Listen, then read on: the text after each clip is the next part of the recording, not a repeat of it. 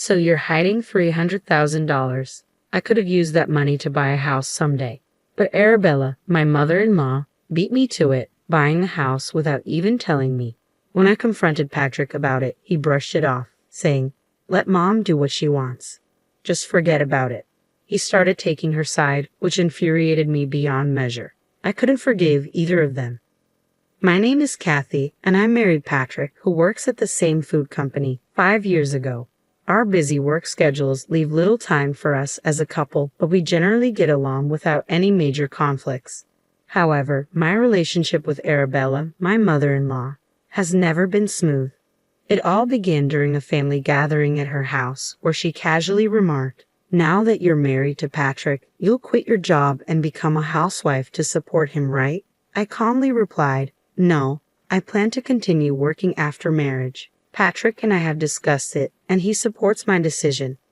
Arabella seemed taken aback and countered, "Isn't it normal for a wife to become a housewife after marriage? That's what I did when I married my late husband." This comment marked the beginning of our strained relationship, which only worsened over time. Pondered silently how antiquated it was to expect a wife to be a housewife while the husband earns. Naturally, I couldn't voice this to Arabella, so I simply offered a polite smile and brushed off her comment. "Are you sure Patrick agrees with you working? If you're not home because of work, it will just add to his burden when he's tired," she persisted. I replied calmly, "That's Mom's perspective, not Patrick's. He supports my decision, so let Kathy do as she likes." Patrick intervened in my defense, saying, "Mom, I'm fine with it. Let Kathy make her own choices." After that, Arabella ceased her snide remarks, and we soon departed from her house. "Thank you for stepping in back there. If you hadn't," Arabella might have continued. I expressed my gratitude. Patrick replied reassuringly, "Mom has raised me alone since Dad passed away. She's probably just concerned. Don't take it too hard." His defense and understanding touched me deeply. I felt fortunate to be married to such a caring person. As we headed back to our condominium, I secretly felt a sense of contentment. Though we had been living together for 5 years, Patrick surprised me one day by suggesting Arabella move in with us. Hey, considering how busy we both are with work, I thought maybe Mom could live with us in the condo. I hesitated, replying honestly, "I'm not sure about that idea." Patrick immediately understood, saying, "I see. Sorry for bringing it up so suddenly. Forget I mentioned it." I absolutely couldn't agree to the idea of suddenly living together. Thankfully, Patrick acquiesced easily, and I felt relieved that we wouldn't be sharing our space with Arabella. About a week after Patrick had brought up the idea, I had a particularly hectic day at work and didn't return to our condominium until after 9 p.m. "I'm so tired. Maybe I should whip up something for dinner," I muttered to myself as I reached for the doorknob, only to find it already unlocked. Patrick must have gotten home earlier than usual today. Normally, he texts me when leaving work, but it seemed he'd forgotten this time. Without much thought, I entered the apartment. "Woo, what a day. Oh, you're back." A voice greeted me unexpectedly. "Ha? Arabella, you're here. Where's Patrick?" I asked, bewildered. "Patrick hasn't returned yet. He gave me a spare key, so I let myself in," she explained casually. "A spare key? I had no idea," I stammered, taken aback by her sudden presence, unable to conceal my surprise. "Stop standing there. Can you make dinner? I've been waiting for you to get home," Arabella demanded as soon as I entered. "Ha, Arabella, haven't you eaten dinner yet?" I asked, surprised. "No, I haven't. It's quite audacious to barge into someone's home and expect dinner," I thought to myself, but couldn't bring myself to rudely send her away. "Ah, I see. Okay, I'll make something simple. Is that okay?" "Just a moment. Are some groceries missing? Did I use that much?" I wondered aloud, noticing the fridge seemed emptier than yesterday. "Anything simple will do. Just hurry up, dear. I'm famished," Arabella insisted. "Please wait a moment. I'll whip something up quickly," I replied, rushing to prepare dinner for her. "Thank you. Let's see how it tastes," Arabella commented after tasting the soup I had made. "What is this? It's terrible." "Ha! What did she just say? Did she really call my soup terrible?" I thought in disbelief. "I said it's terrible. Did you not hear me?" Arabella repeated sharply. "I heard you. It wasn't a misunderstanding," I responded firmly, trying to keep my composure.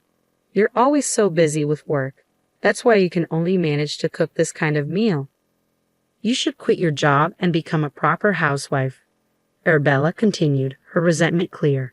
But Patrick always tells me he loves my cooking. Perhaps he's just trying to please you. Can't you see that? I retorted, feeling frustrated by her persistent criticism. Arabella continued to make snide remarks for about an hour, expressing her disapproval of my decision to work after marriage. I'll be dropping by occasionally. Make sure you keep the house in order, she concluded before finally leaving. After venting her frustrations, Arabella left my home seemingly relieved. 30 minutes later, Patrick arrived. Hey, did you give Arabella a spare key? I asked. Yeah, I did, Patrick confirmed. Why? I questioned, feeling exasperated. She showed up out of nowhere today, complained about the food I made for her, and then left. It's all right. These things happen, Patrick replied calmly. What kind of response is that? She comes unannounced. It's ridiculous, I retorted. I don't know what else to say. Maybe it was a mistake giving her the key, Patrick admitted. Exactly, and now I'm supposed to tolerate her criticism about the meal I prepared? I exclaimed. This all happened because you gave her that spare key. My words seemed to strike a nerve with Patrick, who suddenly grew angry. Maybe you should have just agreed to have Mom live with us. I'm tired. I'm going to bed. I don't need dinner, he snapped. Am I to blame? Wasn't it you who agreed it was a bad idea? I shot back, feeling hurt by Patrick's unexpected reaction. The following day, and every day after that, Arabella continued to visit our home, criticizing everything from cleanliness to laundry. Enduring her daily complaints might have been bearable on its own. However, a week into Arabella's frequent visits, I noticed something odd. The groceries are disappearing again, and the detergent I had stocked up on is gone too, I remarked, puzzled by the sudden disappearance of household items. Our condominium and Arabella's place were just a 10-minute walk apart. It seemed strange that groceries and everyday essentials were disappearing daily. Reluctantly, I began to suspect Arabella might be sneaking in and taking them. Arabella, have you been taking things from our house? I finally mustered the courage to ask one day when she came over. I hoped it was all a misunderstanding, but her response dashed that hope. Oh, so you found out, Arabella admitted nonchalantly. You can't just take things without asking. These are household supplies and food, I protested. What's the harm? It's my son's house, after all. It's wasteful to let food spoil, especially since you're hardly ever home because of work, she justified, unapologetic. I was taken aback by her audacity. While I understood this was also Patrick's home, her actions felt intrusive and disrespectful. Oh, by the way, I found out about your $300,000 in savings, Arabella continued casually. What? What are you talking about? I have no idea, I exclaimed, shocked by her revelation. You found it on my banking card. I saw the amount when I checked it. You can withdraw money with just the card, right? She asked, as if it was a perfectly reasonable thing to do. Do you know the PIN? You had it written on a note stuck to your banking card, remember? Arabella remarked casually. I messed up. I never thought anyone would look at my banking card, so I was careless, I admitted, feeling shocked and betrayed. That's right. I found the note with the PIN on it, Arabella confirmed, almost amused. I've been wanting to live in a nicer house. This worked out perfectly, she added with a laugh before leaving my house. I couldn't forgive what had happened. Arabella using my money like that to buy a house without my permission. When I confronted Patrick about it, his response was dismissive. Just let Mom do what she wants. Forget about the $300,000, he said casually, as if it were inconsequential that such a large sum had been taken without consent. This mother and son duo are unbelievable, I fumed. At that moment, any remaining affection I had for Patrick evaporated. Feeling deeply betrayed and taken advantage of, I decided it was time to take revenge on both of them. The next day, I invited Arabella over again to confirm if she had indeed used my money to buy a house. Determined to gather solid evidence, I discreetly started the voice recorder on my phone before confronting her. Yesterday, you mentioned using $300,000 for my banking card to buy a new house. Is that true? I asked directly. Yes, it's true. I've already paid the down payment, and construction has begun. With your banking card, it's essentially mine, Arabella admitted without hesitation. But having the banking card doesn't mean anything. How do you plan to withdraw the money? I asked Arabella, trying to maintain my composure. Just by pretending to be you and signing? Of course, she replied with a smirk. Arabella, that's illegal. It's theft, I protested, shocked by her brazen admission. Call it what you want. Who would have thought you, who can't even manage household chores properly, had saved up so much? At least you're good for something. That's all. You can have the banking card back. Thanks for having me over today, she said dismissively, brushing off my concerns. I was seething with anger, tempted to grab the card back forcefully, but I held myself back and let her leave. Despite my frustration, I had managed to gather evidence of Arabella taking the banking card from my house. Enjoy it while you can, Arabella, I muttered under my breath. The following day, I called Arabella, devising a plan to lure her back to my house under the guise of settling the issue. Arabella, you can keep the banking card, but you'll need my identification to withdraw any money. I'll handle the withdrawal for you. Can I hold on to the banking card for now? I asked, feigning cooperation. Oh, I didn't realize that. I'll bring it right over. Thanks, Arabella replied eagerly. I informed her of this over the phone, but I had no intention of actually withdrawing $300,000. In this day and age, withdrawing such a large sum without proper identification is impossible. How could she be so naive? She was solely focused on quick money with no regard for the fact that her actions were criminal. Once I retrieved the banking card from Arabella, I wasted no time heading to the police station. I need to report a crime, I said firmly as soon as I arrived. Yes, my mother-in-law took my banking card without permission and was trying to use it to purchase a new house. I explained to the police officer. Wait, not you purchasing. No, not me. My banking card was stolen. I would like to file a report, I clarified firmly. The police listened attentively, understanding the seriousness of the situation, and accepted my report. Later that evening, I informed Patrick that I had filed a report with the police. I told the police about Arabella stealing my banking card. She might get arrested soon. I informed him. What? Why would Mom get arrested by the police? Patrick reacted with surprise. Don't you understand that what Arabella is doing is a serious crime? I responded, frustrated by his lack of concern. Even so, did you have to involve the police? It's pointless talking to you. You always say we should let your mom do as she pleases. Why should I just hand over a large sum of money to her? Patrick countered defensively. How can you speak of your mother-in-law like that? I shot back, hurt by his dismissive tone. Just because she's my mother-in-law, does that mean she can do anything? If she tried to harm me, should I just accept it quietly? It's absurd. I didn't save up all this time just to hand it over to Bella, I exclaimed in frustration. Well, she's enough of an old hag for sure, Patrick retorted sharply. Hearing his harsh words, I was taken aback. Patrick stormed off to his room. When he returned to the living room, he threw his divorce papers at me. I never expected you to say something like that. Sign this, he demanded, his tone cutting through the air. I never imagined. You always had these papers ready, I responded quietly, stunned by his sudden reaction. Well, if that's how you feel, then so be it.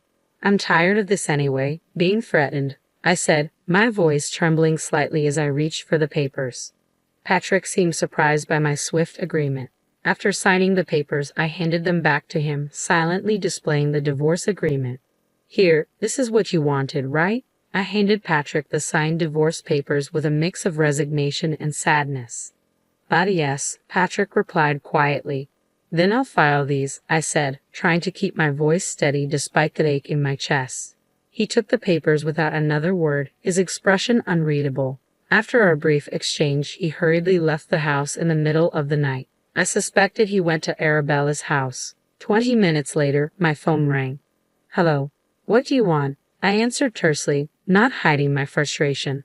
It was Patrick on the other end. I told Mom about the police report Kathy filed. Patrick said, his voice tense. Yes, so, I replied sharply, unsure where this conversation was headed. Can you withdraw the report, please? Patrick requested, his tone pleading. What? No way? There's no chance I'm withdrawing it, I exclaimed firmly, resolute in my decision. Regretting it now, fake remorse doesn't change anything. She would do the same thing again, I muttered to myself, feeling betrayed and angry. As expected, Patrick called again shortly after. What now? I don't have anything else to say to you, and I was just about to go to bed, I said wearily, tired of the drama. I'm sorry. I didn't mean any harm, the voice on the other end said softly. It wasn't Patrick, it was Arabella. She was crying and apologizing. But did she really think that would make everything okay? Just because you're crying and apologizing doesn't mean I'm going to forgive you, I retorted, unmoved by her emotional display. And how can you say you didn't mean any harm? You deliberately took my banking card. I continued, frustration evident in my voice. But I really wanted a house. I've been living in an apartment all this time, so you thought it was okay to use someone else's money for that reason. You're really despicable, I added, feeling the weight of her actions. Why should I give my money for such a trivial reason of hers? It's completely incomprehensible, I concluded, disbelief and anger coloring my words. Then you should have asked your son, I replied firmly. My son doesn't have the money. Arabella countered defensively. Yes, I know. Despite our dual income, I manage our household finances. That's why when I saw the $300,000 in your banking card, I was tempted, Arabella confessed. I see. But understanding isn't enough, you realize? I emphasized sternly. Please reflect on your actions in prison. That money was hard-earned long before I married your son. Forgiving you just because you were tempted is unthinkable, I continued, my voice growing colder. I was about to end the call, but Arabella persisted. Wait, I have a request, she pleaded. A request? That's audacious, I remarked skeptically. I already paid the down payment as I mentioned. I used $100,000 of my savings. I can halt construction now. Could you lend me the remaining $300,000? I promise to repay, Arabella proposed desperately. How delusional are you? There's no way I would lend you that money. You not only stole a banking card but also groceries and daily supplies. I can't trust you to repay, I responded firmly, ending the conversation decisively. But what should I do? That's not my problem, Arabella's voice pleaded through the phone. You figure it out, but I can't get a loan at my age, I replied sternly. That's entirely your fault for relying on someone else's money. Ask your son to take out a loan for you, I retorted, a hint of amusement creeping into my voice at Arabella's predicament. I couldn't help but chuckle at the thought of Arabella's panic. I've said everything there is to say. Maybe it's time to hang up the phone now, I stated firmly, ready to end the conversation. Just as I was about to disconnect, Patrick interjected, attempting to continue the conversation. Hey, please, are you going to abandon Mom? Didn't she take care of you? Think of it as repaying a favor, Patrick pleaded desperately. She never took care of me. She always came to my house just to make snide remarks and never helped with housework despite having a spare key. On what basis are you saying she took care of me? I countered sharply, frustration and resentment evident in my voice. Patrick fell silent, unable to respond to my accusation. He spoke out of desperation. Perhaps he hoped appealing to my emotions would convince me to provide assistance. I mused aloud. Well, that's how it is. I won't be providing any assistance. Good luck, I concluded firmly, ending any hope of reconciliation. Wait, I'll handle Mom's situation, and I won't trouble Kathy anymore. So please, can we reconsider the divorce? Patrick pleaded one last time, desperation coloring his voice. It's too late now. Arabella is more important to you than me, right? I stated bitterly, my heart heavy with disappointment and hurt. I'm truly sorry. I'll value you, Kathy, more from now on. You don't need to bother about me anymore. We'll be strangers by tomorrow, Patrick's voice pleaded through the phone. Enjoy your life with your beloved Arabella, I replied calmly before hanging up. Concerned he might call again, I turned off my mobile and went to bed. Patrick didn't return home that night. They were likely consoling each other. The next morning, I took a day off work to file the divorce papers. Patrick and I were now strangers. Arabella's fate was no longer my concern. For the 3 days before I left our home, Patrick barely spoke to me. I didn't initiate conversation either. Planning to move back to my parents' house, despite the hour-long commute to work, I packed up my belongings. As I left, Patrick said just one thing. I'm sorry for everything up till now. Ignoring him, I walked away. It was a stark end to a once loving marriage. Strangely, I didn't feel sad. I felt relieved to be free from such a toxic mother and son. I can't forgive them after everything. They brought this upon themselves, neglecting and defending Arabella. If Patrick had stood up to her when she stole my banking card, maybe things could have been different. They underestimated me. I wasn't going to be continually wronged. Now they face the consequences of their actions, working to repay their debts. It's their own doing, their karma, I reflected as I drove to my parents' house. A week later, the police called to inform me of Arabella's arrest for theft. Not living with Arabella played a crucial role in her arrest. If you had been living together, it might have complicated things due to the familial nature of the theft. I understand. I'm grateful she was apprehended. Thank you, I responded, relieved by the news. Now Arabella will have time to reflect on her crimes, I thought. Just then, Patrick called. Mom has been arrested, he stated solemnly. I know, the police informed me. I can't manage the loan payments alone now that Mom's gone, Patrick admitted. So what? You're not asking me for help again, are you? I replied firmly. No, please don't call me again, Patrick faltered. I ended the call and blocked his number to avoid further contact. A month later, I heard from a colleague. Hey, did you hear? Patrick quit the company. Though we worked at the same place, we rarely crossed paths.